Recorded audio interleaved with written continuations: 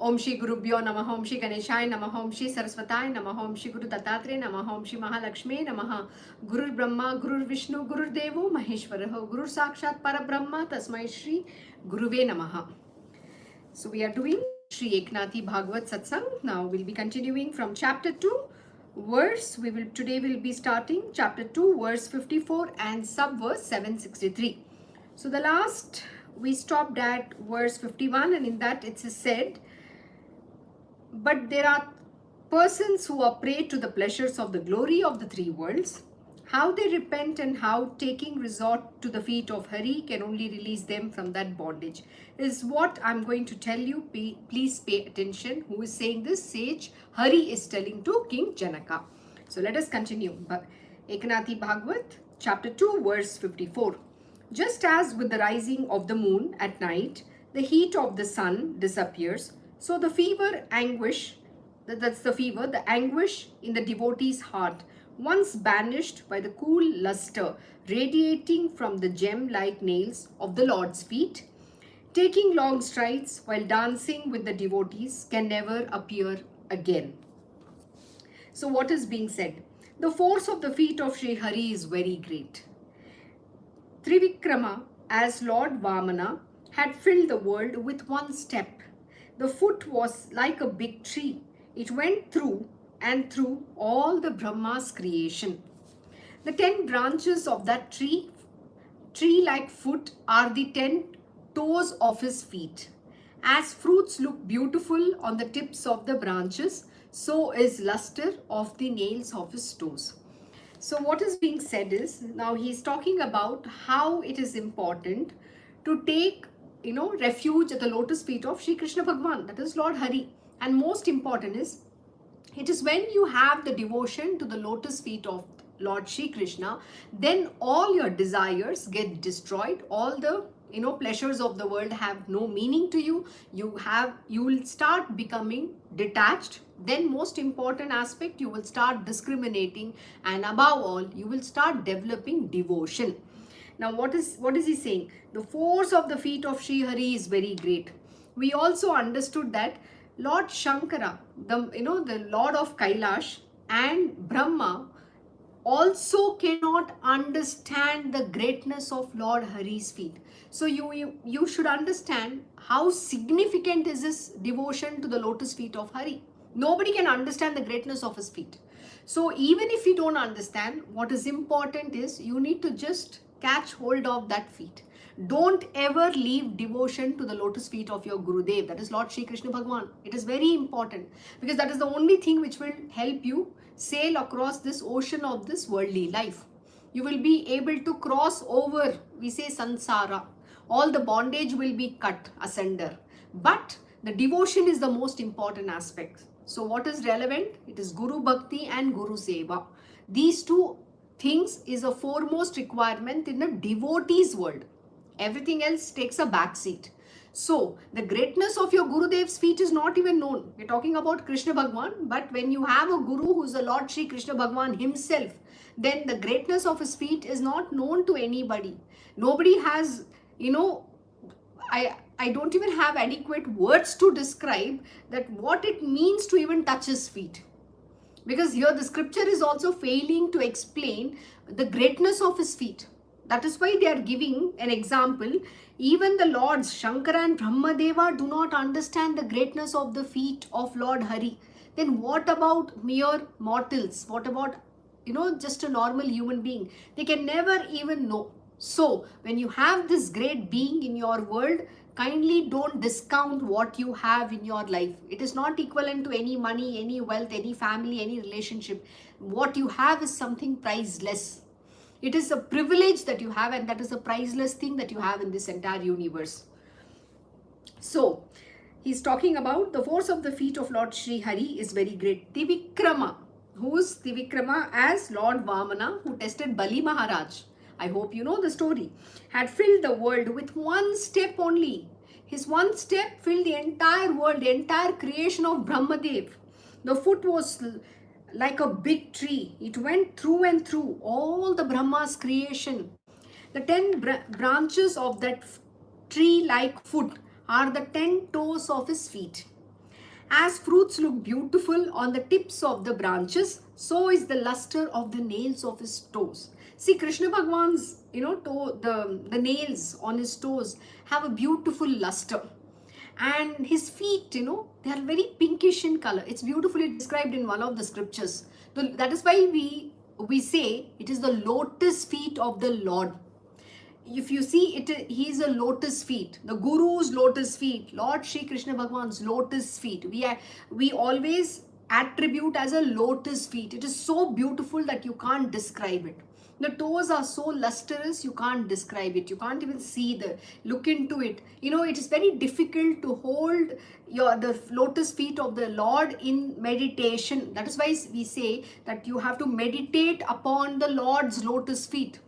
So you can't hold that entire feet in your mind. You can't concentrate. So my Krishna Guruji will always say, just look at that one toe. If it is a nail you are focusing, just look at that one toe alone. And that is all you have to meditate upon. It is very difficult to hold his feet. You can never ever. That is the greatness. So my Guruji will always say, if you just can get to know the dot on his toe, just a little tiny speck, that is all you can understand the Lord. Nothing more than that. It's like a dust particle.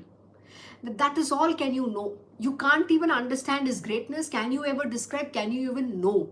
So you don't know what you don't know. So let us not even get there. That is why it is said, even the Vedas fail to describe. So that is why we have to just have faith, absolute faith, complete surrender, unconditional pure love and exclusive devotion. It is very important. That is all you need to know. And so what is he saying? The nails are like gems, Chandrakant, which give our nectar like light, and the devotees who are like Chakora birds are sipping that nectar and being satisfied in their hearts. It's very beautiful. It's only he's giving a reference, and because how else can anybody describe? He's saying that nails are like gems, Chandrakant. He's talking about every nail, on the Lord's feet, toes. They're like a Chandrakant gems. They're the most priceless gems. It is so lustrous, and which give out nectar like light. They're so beautiful, and the light is so powerful. And the devotees who are like Chakora birds are sipping that nectar. What are they doing? The devotees are like a Chakora birds who are sipping that nectar. What is the nectar? These Chakora birds wait for the dew drops to fall from from the clouds, and that dew drops is all they wait to drink. So like that, the devotees of the Lord are like a Chakora birds who sip the nectar, like who are sipping the nectar, that nectar which is the devotion of the feet, and being satisfied in their hearts. They're always satisfied, because that's the ultimate thing anybody can ask or get. That is the only thing you have to seek, nothing more than that. As the heat of the sun does not affect people at night when the moon is shining, the devotees are not troubled by such vikaras like kama, desire, etc. after they once enjoy the nectar of the cool light of the toes of Lord. So how does the desire get out of you? The lust and greed. The only way how you can overcome the lust and greed in life or any kind of desires is by being devoted unto the lotus feet of the divine Lord. Very simple. That is all you require. Nothing else. See, desires are endless. In second chapter, Bhagavad Gita, Krishna Bhagavan very clearly says, we all are upset in life, we are angry, something is bothering us, something is troubling us. Why is that? When you investigate, you will understand that the root cause of all miseries are your unfulfilled desires. You can say, I am desireless. Everybody will say this, okay? Take it from me in writing. We all would love to say, oh, I don't have any desire. What desire do I have? But when you go down, deep down, start investigating, when you get angry, when you get upset, even when you're very happy, deep down, go and dig into it, investigate. You will find there is some underlying desire which isn't fulfilled in the way you want it. Or if it is fulfilled, you're happy. And when it's not fulfilled, you're upset and you're angry.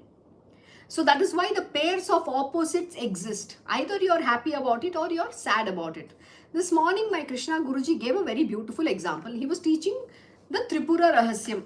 In that, he was talking about how the mind is constantly getting disturbed, why it gets attached. Very simple. Last night, we had a beautiful Brahma Kamal blossom in our Krishna ashram.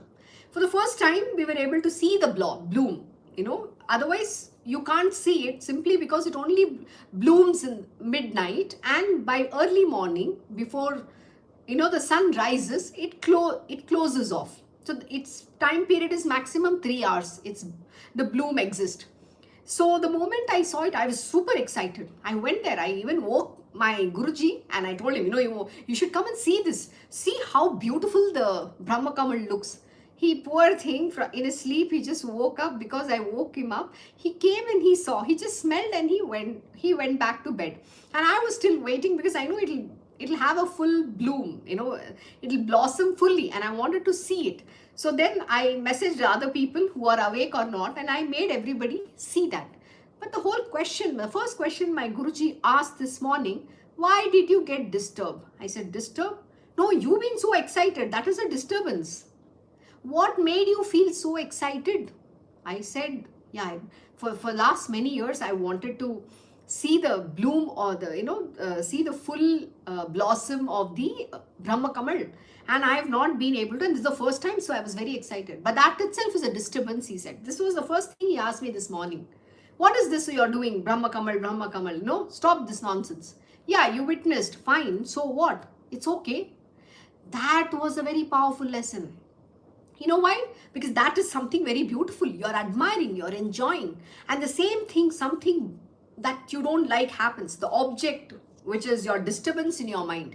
You will get angry. It could be the name of your enemy is taken. Somebody you don't like, that person comes and stands in front of you. So what happens? Immediately, our reaction changes. From being very happy, you become very angry or you become upset. So this pair of opposites is constant in us. So what is more important? Even if something exciting that you love, you're enjoying, you're laughing, that reaction also should not come. And that is called the state of equanimity of mind. This is what Krishna Bhagavan has been teaching. And in this also, what he says is, when any of these things happen with us, whether we like or we dislike, we have desires, and desires can be of both kinds. Whether the desires are going to make you feel happy or it's going to make you get angry. At the end of the day, the underlying current is the desire. So what my Guruji will tell, he says, why are you disturbed? Why is there an attachment? You're obsessed with the object, people, places and things. Don't ever forget this. We are going to be finishing Tripura Rahasyam very soon. You know what? Dattatreya summarized that entire scripture in 3 words. He's saying Parshuram. And who is he talking to? The Vishnu avatar. He's telling Parshuram. He's telling overcome 3 important things. People, places and things. That is all. We are so obsessed with people. We are so obsessed with places. We are so obsessed with things. We possess sometimes. So possession means what? When you don't like the hatred, the possession of hatred is greater than the possession of like. So when you hate somebody, when you don't like something, the likes and dislikes is always going to cause the misery in us. So our desires are never going to end. That is why you have to have a state of equanimity of mind, and having desirelessness is very important. And that desirelessness happens when you have complete devotion to the lotus feet of Sri Krishna Bhagavan. That is when that starts. And most important, you have to give up having any kind of desires. Understand, the Lord personally takes care of whatever are your needs. It will automatically happen in your life. You don't even have to ask. You don't even have to open your mouth. The universe will work magic. We have a very youngest disciple of my Krishna Guruji. And he just expressed his love that I want to, have darshan of Narsimha. So we had gone to ISKCON temple. You would not even believe. When we went, and just before that morning, he wanted to listen to the story of Narsimha. Who is Lord Narsimha and what is the story? So we gave him the story, and when we arrived in the temple, it so happened there was a very nice there was a yagya, there was a Havan Kund, there was a beautiful Havan was being done. There was a special puja for Lord Narsimha. Just the moment we entered, there was a Maha Arati over there. It is so beautiful. So that's how the universe works. That's how the grace works. It was his devotion. It is what he sought. He asked from God, I want to see you. And he got the complete experience. He actually experienced Narsimha. That, it was so sweet. The child might not understand, but everything was so beautifully blessed to him. It was so magical. And this is how the divinity, gives you the grace. It is for us to understand and keep going. So don't have any desires. If you have any desires, always ask the devotion to the lotus feet of your Guru. That is what in the Guru Charitra chapter 2, Sun Deepak asks when Lord Brahma, Vishnu, Mahesh, all of them come to give him a boon. You know what he says? I don't want any boon. Can you just bless me that I should always have devotion unto the lotus feet of my Guru? This is the boon he asked. He did not ask for anything else. That is what you have to seek. And then only you can evolve. Then these desires will get out of you. Otherwise, you're always going to suffer this, likes and dislikes. You're never able to achieve, you're not going to be able to achieve the equanimity of mind.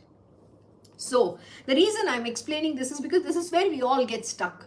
Your spiritual progress stops here. You can't evolve because you're not able to get out of this likes and dislikes. Because this is what is going to be constantly haunting you all your life. People, places and things. Till you do not become detached, the progress cannot happen. So, what is he saying here? As the heat of the sun does not affect people at night when the moon is shining, the devotees are not troubled by such vikaras like kama, that is the desires, etc. after they once enjoy the nectar of the cool light of the toes of the Lord. How divine. Those who are attracted to the moon-like feet of the Lord, just as chakora birds, never see the pains and the calamities of this worldly life. Hari, the sage was telling the greatness of the feet of Hari in this way with great interest. He said by the verse number 51, O King Janaka, I have thus told you the signs of the devotees and their behavior clearly. Similarly, I have told you about the state of their religious mind, that is verse number 52. I have given you the answer to your question, verse 44, as to how these devotees are in their natural state. They are fully satisfied by devotion to God and have the joy in the eternal self. I have told you how they remain peaceful after discarding the three kinds of troubles. Hari, the sage is now telling in short the way the devotees speak and the way they loudly repeat God's name. The extreme love for God, which the loving devotees have in their heart, is the sign of devotion at its highest level. This love binds God Sri Hari, which he also cannot disregard. This is also being told by Sage Hari in the following ending verse of this chapter. So let us continue. Chapter 2. Okay, we are in the last verse. Chapter 2, Eknathi Bhagwat, verse 55. The name of the Lord is such that even when uttered consciously or unconsciously, it destroys multitudinous of sins. Only that person is called the best devotees whose heart the Lord himself does not leave, as his lotus feet are fastened by the string of love by that devotee. This is very beautiful. Let us understand. The name of Hari destroys all the sins, even if it is uttered without intention or conscious effort. The devotees repeat that name loudly at all times. See, if you don't know to say anything, if you don't know to do anything, just saying Krishna, Krishna, Krishna, Krishna will destroy all the sins in your heart. All the karma will go away and the devotion to Shri Krishna will develop. In your heart is always going to be bound to you. Why? Because you're taking his name. He's never going to leave you. This is the truth. Even if you don't know do anything, no puja, nothing, no religious belief, nothing, just taking the name of the Divine Lord. Today, what did my Guruji teach? Religion is only it's only the ways and means. It's a framework. It was given so that people should follow a righteous life. They have to live, they have to follow a certain way of life and be on the righteous path. But religion is always exploited, and it is doled out in a way which is benefiting some human beings. So it is not about the religion, it is about the love for God, which is very important. So even by just chanting his name, you will attain that love and devotion to him, to his lotus feet. And the Lord will never leave from your heart. That is what is being said. So, those on whose tongue the name of Hari is dancing like this continuously in the ecstasy of their emotion are really the blessed ones in life. So what is he talking about? It's just devotion. It is bhakti to the divine Lord. So just chant his name consciously. No matter what happens, just keep taking his name. The only thing that helps me, even when if something upsets me, I'll only say Krishna Arpan and keep chanting his name. That's magic. And you will be able to overcome. It is very, very important. I was watching this very beautiful episodes on Upanishads, and in that there's a very beautiful story of Chandragupta Maurya, that is Kautilya, and his Gurudev. His Guru tells something very powerful. He's telling the Chandragupta Maurya, Chandragupta, the great king, what does he say? He's saying, you should never focus on your happiness. You're not in this world to enjoy. You're in this world to do good. The position of emperor means you have to serve the people. When we are the devotees of the Lord, our job is to not just look into our own self, I, me, myself. We are here to do service to the world, to the Guru. We are here for a purpose. We have a Swadharma. There is a purpose of our existence, and we have to do that. And in that, the Guru is telling the king, please understand, this emperorship, the kingship, whatever is being given to you, the kingdom, this throne, is not for your personal gratification or happiness. You are here to serve the world. Your happiness should lie in your people's happiness. If your people are happy, then you will be happy. You have to find happiness in your people's happiness. The wealth is to establish dharma. The wealth is to establish for the benefit of humankind, the people. Your people should get food. If they don't have food, you can't also eat or you can't sleep. You should ensure first you give them food. Then you have to eat. And he's saying, whatever is a Brahmana, right? His Guru is a Brahman. So he's telling, whatever that I get before 6 p.m., the food I distribute it among people, those who don't have. I only take that much which is required for my body to keep. I need to eat whatever the little bit. The rest everything I already do dan. That's called donation. I give donation. So don't think that you have to make money. Don't think that you have to enjoy. You're here to serve the people. That is a true, that is a mark of a great king. And he becomes the greatest king of all times, and his Guru is also a great, and he's a great disciple. That is the kind of, teachings his Guru imparted. What I love to read every single day, this thing, it says, just looking at you, the world should understand the divinity of your Guru. So in the way we conduct, the world should know what kind of a Guru you had. So Chandragupta Maurya became the greatest of the kings and earned that good name for his Gurudev. That is what we have to achieve. And his Guru very clearly says, I am giving you this kingdom, I am anointing you the king so that you can serve the people on this world. You can take care of all the people. And it's told that he was a great disciple and his Guru was great. And in the end, when there was a famine in the in the kingdom at that time before Chandragupta, the king, died. And it is told that he did not eat food for 40 days because his people did not eat food for 40 days. Such was the greatness of this being. And why he became so great? Because he had the greatest of the Guru of all times and who taught him the best of the things. And that is what the Guru creates in the disciple. And we have to live every word the Guru imparts to us. That should be our goal. The Guru can give you the knowledge. The Guru can say, do this, don't do this. But it is for us to obey that order and do what he instructs us to do. It should be within every disciple and devotee that I have to become the best. I have to, be the highest of the devotee. That aspiration only you can have. Nobody can give you from outside. So Chandragupta Maurya became the greatest of the king of all times. And that is when the book, the Kautilya, The Artha Shastra was written, how he ruled the kingdom, what all the different things he did, how he was the greatest king. That is when the book came into existence that was written after him. It is a very beautiful story. So you should go learn. And it's not just watching or learning. We have to live in this world.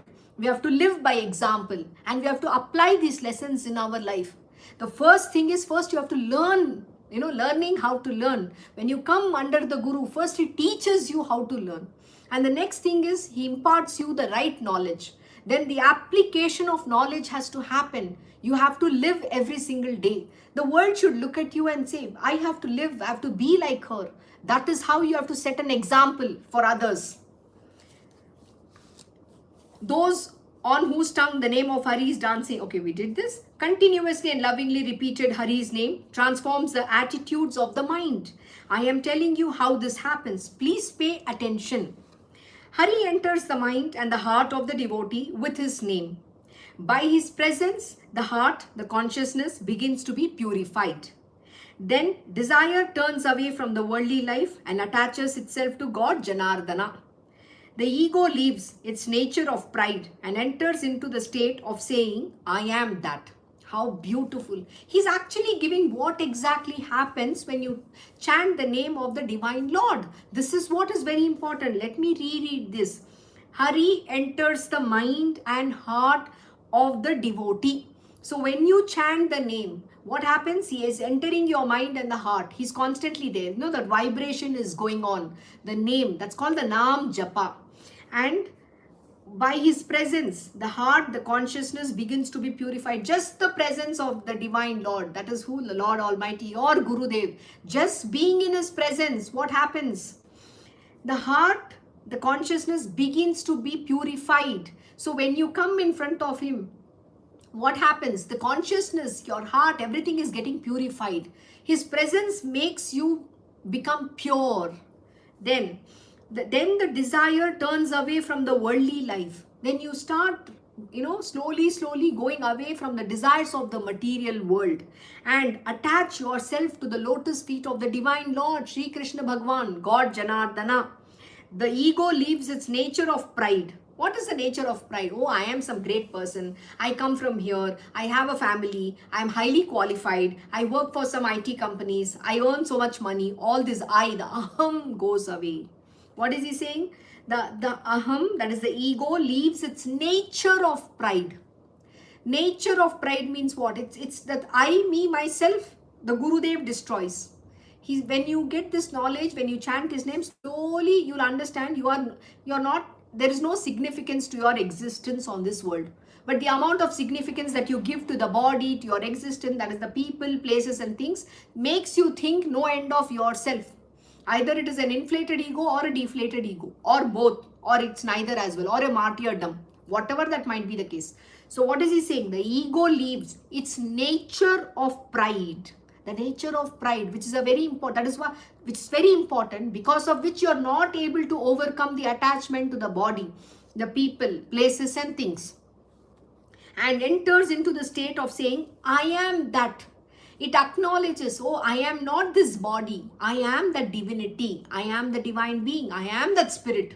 I am not this body. That attachment to the body gets destroyed.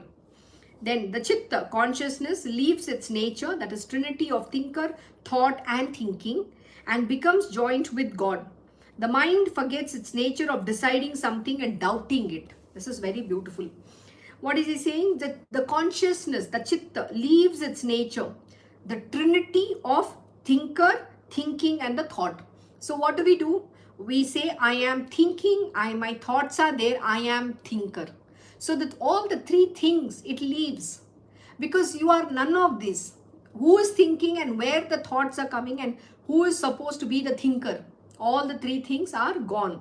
And then it merges, it joins with God. You become one with the Divine Lord. The mind forgets its nature of deciding something and doubting it. So what does the mind forget? You all say, I like to choose. I like to choose. I am the one who wants to decide. See, till that I is there, you will be the deciding factor in your life all along. But when you surrender to the lotus feet of the God, He takes charge of your life.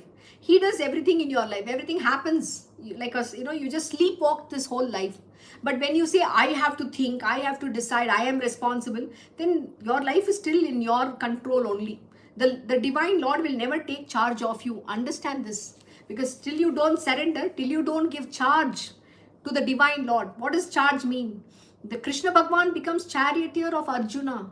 So till you don't hand the reins in Krishna Bhagwan's hand, he cannot run your life. You will be still under the influence of the destiny. Nobody can take charge because the surrender has to be complete and you cannot doubt it. So what is he saying? Most important, that deciding something and doubting it, the mind will forget its nature. And what is the nature of the mind? To deciding something and doubting it. The doubts that keep coming. Oh, is this right? Is it wrong? Oh, my Guruji has told, yet I have a doubt. That itself shows that you don't even have an iota of faith in your Gurudev. When he says, his word creates this object. His word makes magic in your world, yet you will doubt. So what is the mind's nature? Deciding, I want to decide. Who is this I who wants to decide? So are you become an Arjuna? No, you have not given the charge. So how can Krishna Bhagwan run your life? He is not going to be the charioteer. To that, the surrender first has to happen with absolute faith. No doubt should come. Whatever your Gurudev decides, you should be able to accept. You should watch this very beautiful, powerful lesson, which is what is, about Chandragupta. That is Kautilya. You have to understand. He doesn't have any authority. He gets very frustrated and he says, my Guruji thinks I'm a puppet. Why did he even want me to become a king? I don't want this kingdom. It is not for you to decide. The Guru decides everything. That is what it is. You have to become a puppet in the hands of a puppeteer. The Lord is the puppeteer and he runs. You are just shaking your hands and legs. Understand, that also you don't do. It is he who gets it done. So till that kind of surrender doesn't happen, you will still be under the influence of your own fate and destiny. The intellect, by being determined, becomes the state of trance. When the heart is so purified, the Lord Hari does not leave it. So in whom can you experience the divinity? Only in those devotees whose intellect is purified, whose heart is purified, where the divine Lord can be experienced. Not in everybody. Though he is there in everybody, but what has covered them? Avidya, ignorance. So the divine Lord cannot be experienced in the heart at all. So he gets covered over there. Then, once Hari enters the heart, being attracted by the devotee's love for his name, he, because of his love for the devotee, forgets to go out again. How beautiful is it? It's only when your heart is purified can he get in there. If your heart itself is not purified, how can he come in? You're not even allowing him to come. My Guruji will always say, how your heart is the temple. If it doesn't get cleaned, how can God live there? How can even I enter? You don't even allow me to enter because your heart is covered with so much of dirt. How can God come there? How can I come into your heart? Because your mind is a big obstruction. It doesn't allow me to come in. These are the words of my Krishna Guruji. So what does it mean? That you have to first purify your heart, you have to mind, surrender to the Guru. These are the most important things for the divine Lord to open up, for him to be there, for the devotion to spring. And so, once Hari enters the heart, being attracted by the devotee's love for his name, he, because of his love for the devotee, forgets to go out and he makes his place, that is his abode. That becomes your temple. That is why we say this body is a temple. The heart is where the God lives. That is the Garbha Graha. So we have to keep it very pure. Only then God can come, not otherwise. When the devotee ties his feet with a string of love in his heart, how can he go out? Absolutely. But some will say that Hari, who destroys demons by his great power, cannot be caught in the lotus heart of the devotee. For that there is an answer. The blue beetle, which carves the hard, dry wood, is caught in the delicate lotus because of its love for the honey and does not disturb the pollen within. That's a beautiful example. So what is he saying? Even though you can't hold the divine Lord, you can't bind him, but with your love, he gets bound. And that is why the example of the blue beetle is given. Even though you can't, nobody can possess divine Lord. When you see, Krishna Bhagwan doesn't like anybody taking ownership of him. God is to each his own, and God is for everybody. So the gopis, when they are, they are very possessive. So Radha Rani wants to possess him, all the other gopis want to possess him, Yashoda Maya wants to possess Krishna Bhagwan, but please understand, he cannot be possessed. The only way he can be, like, you can bind him, which is what is saying, with your love, with a pure heart, with your love. Your love has to be so great that he doesn't want to leave you. That is how you can bind him, only with the strings of love. And Mirabai says in one of her prayers, how can I bind you? But in my heart, I will bind you with my love. She says this so beautiful words.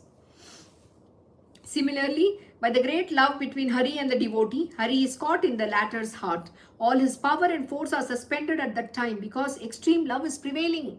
He can only be bound by love, not by any other thing. That is the supreme truth. This is what you have to understand as a devotee. Krishna Bhagwan can only be attained not with knowledge, not with reading all the scriptures, only with love and devotion. That is it. Bhakti is all is required. Love and devotion is required. That is how you can attain Krishna Bhagwan. When a child pulls by his hand the clothes which his father is wearing, the father stops in his walk. Is the father weaker than the child? No. It is only that he is softened by the delicate intimacy of the child's love. Similarly, the love of doting devotee is so sweet that Hari remains in his heart without thinking of going out.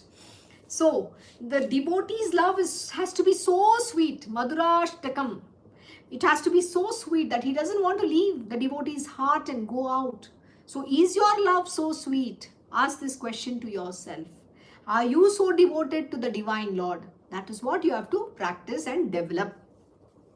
We've done this. Similarly, the love, we did. Hari never leaves such a devotee whose mind and heart are so soft with love and he does not let go the feet of Hari.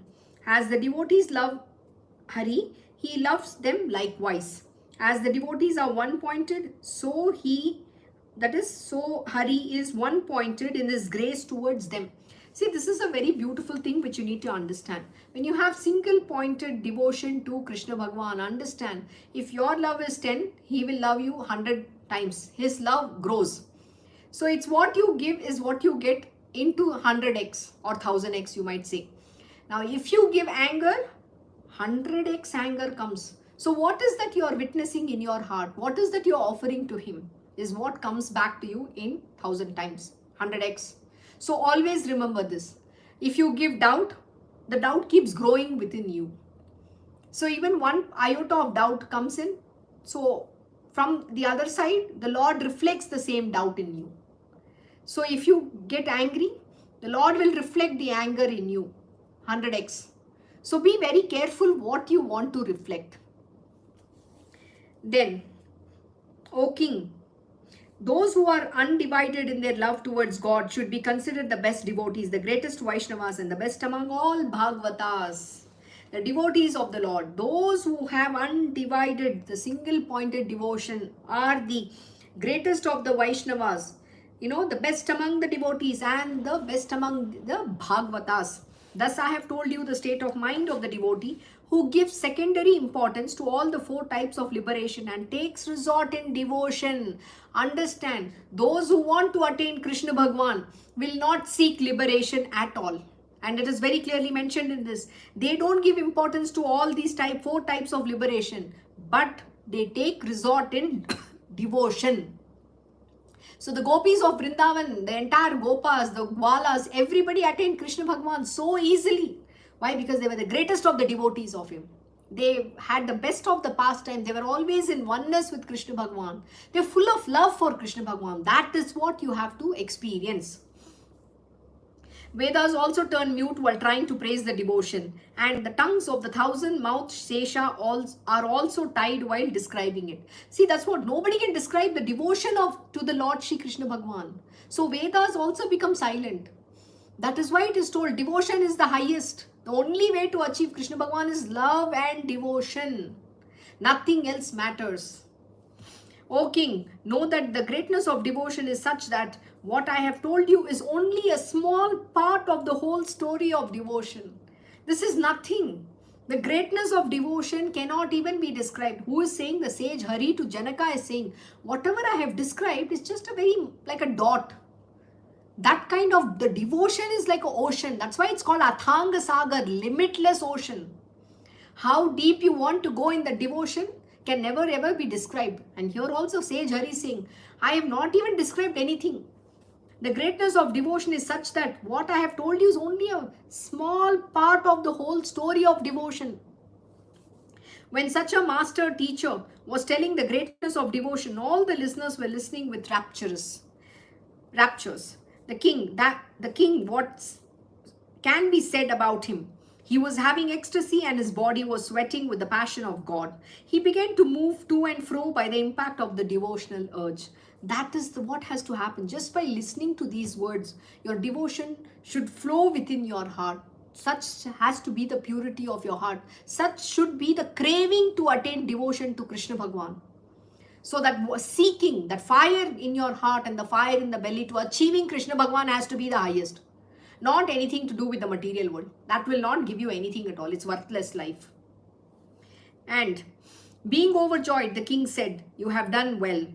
O sage, I am very much satisfied by listening, but my ears and mind have become more eager to listen. Listening to the teachings of sage Hari, the king said to himself, it seems that all these sages are full of self-realization. They seem also to be good orators. So, I would better ask various questions to all these and listen to their talk. With this faith, the king is going to ask very good questions to them. So what is more important? Questioning is important. Till you don't question, your knowledge will not grow. See, understand, knowledge is an important thing. It doesn't mean that you have to become a jnani.